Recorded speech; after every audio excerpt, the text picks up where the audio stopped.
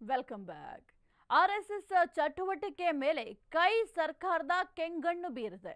100 ವರ್ಷ ತುಂಬಿದ ಬೆನ್ನಲ್ಲೇ ಆರ್ಎಸ್ಎಸ್ಗೆ ಈಗ ಬಿಗ್ ಶಾಕ್ ಎದುರಾಗಿದೆ.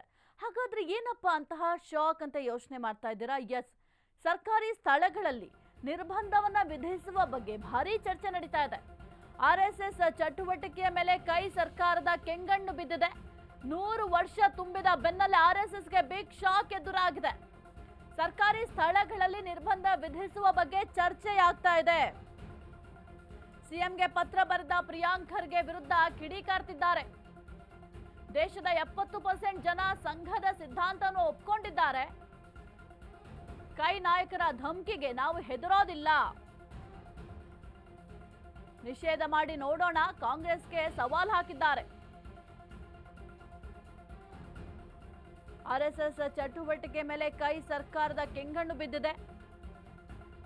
100 ವರ್ಷ ತುಂಬಿದ ಬೆನ್ನಲ್ಲೇ ಆರ್ಎಸ್ಎಸ್ಗೆ ಬಿಗ್ ಶಾಕ್ ಎದುರಾಗಿದೆ. ಸರ್ಕಾರಿ ಸ್ಥಳಗಳಲ್ಲಿ ನಿರ್ಬಂಧ ವಿಧಿಸುವ ಬಗ್ಗೆ ಚರ್ಚೆ ಜೋರಾಗಿ ನಡೀತಾ ಇದೆ. ಸಿಎಂಗೆ ಪತ್ರ ಬರೆದ ಪ್ರಿಯಾಂಕ್ ಖರ್ಗೆ ವಿರುದ್ಧ ಕೂಡ ಕಿಡಿಕಾರಲಾಗಿದೆ. ದೇಶದ 70% ಜನ ಸಂಘದ ಸಿದ್ಧಾಂತವನ್ನು ಒಪ್ಕೊಂಡಿದ್ದಾರೆ ಅಂತ ಕಿಡಿಕಾರ್ತಿದ್ದಾರೆ. ಇನ್ನು ಸರ್ಕಾರಿ ಸ್ಥಳಗಳಲ್ಲಿ ನಡೆಸುವ ರಾಷ್ಟ್ರೀಯ ಸ್ವಯಂ ಸೇವಕ ಸಂಘದ ಶಾಖೆ ಆಗಿರಬಹುದು ಅಥವಾ ಪಥಸಂಚಲನ, ಬೈಠಕ್ ನಿಷೇಧಿಸಬೇಕು ಅಂತ ಗ್ರಾಮೀಣಾಭಿವೃದ್ಧಿ ಮತ್ತು ಪಂಚಾಯತ್ ರಾಜ್ ಸಚಿವ ಪ್ರಿಯಾಂಕ್ ಖರ್ಗೆ ಅವರು ಮುಖ್ಯಮಂತ್ರಿಗಳಿಗೆ ಪತ್ರವನ್ನು ಬರೆದಿದ್ದಾರೆ.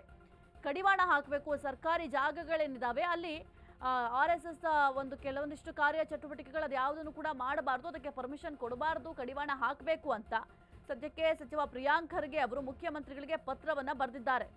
ಜಗತ್ತಿನ ಅತ್ಯಂತ ದೊಡ್ಡ ಸ್ವಯಂ ಸೇವಕರ ಪಡೆ ಹೊಂದಿರೋದು ಆರ್ಎಸ್ಎಸ್. ಇದನ್ನ ನಿಷೇಧಕ್ಕೆ ಸಚಿವರು ಸದ್ಯಕ್ಕೆ ಕರೆ ಕೊಟ್ಟಿರೋದು ಬಹಳ ಚರ್ಚೆಗೂ ಕೂಡ ಗ್ರಾಸ ಆಗಿದೆ. ಏನು ಮಾಡ್ತಾರೆ ಅಂತ ನೋಡಬೇಕು.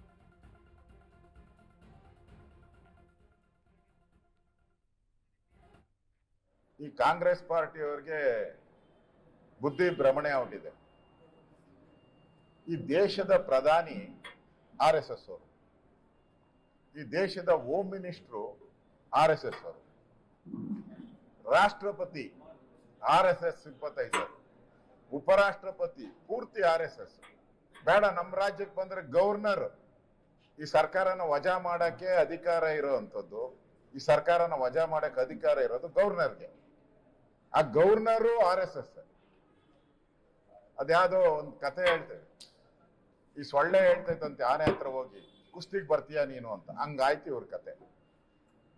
ಈ ಕುಕ್ಕರ್ ಬಾಂಬ್ಗಳನ್ನ, PFIನ, KFD, ಈ ದೇಶ ದ್ರೋಹಿಗಳಿರ್ತಾರಲ್ಲ, ಇವ್ರನ್ನೆಲ್ಲ ಕಾಂಗ್ರೆಸ್ ಆಫೀಸಲ್ಲಿ ಬಿಟ್ಕೊಂಡಿರ್ತಾರೆ.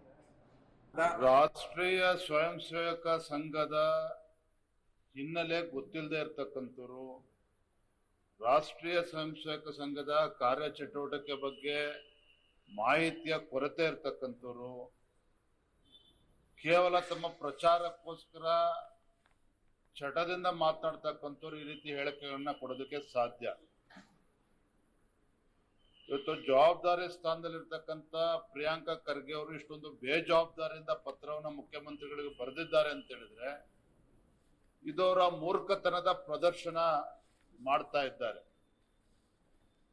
ರಾಷ್ಟ್ರೀಯ ಸ್ವಯಂ ಸೇವಕ ಸಂಘದ ಬಗ್ಗೆ ಈಗಲ್ಲ, ಹಿಂದೆ 2-3 ಬಾರಿ ಇದೇ ರೀತಿ RSS ಅನ್ನ ನಿಷೇಧವನ್ನ ಮಾಡಿರುವಂತ ಪಕ್ಷ ಕಾಂಗ್ರೆಸ್ ಪಕ್ಷ.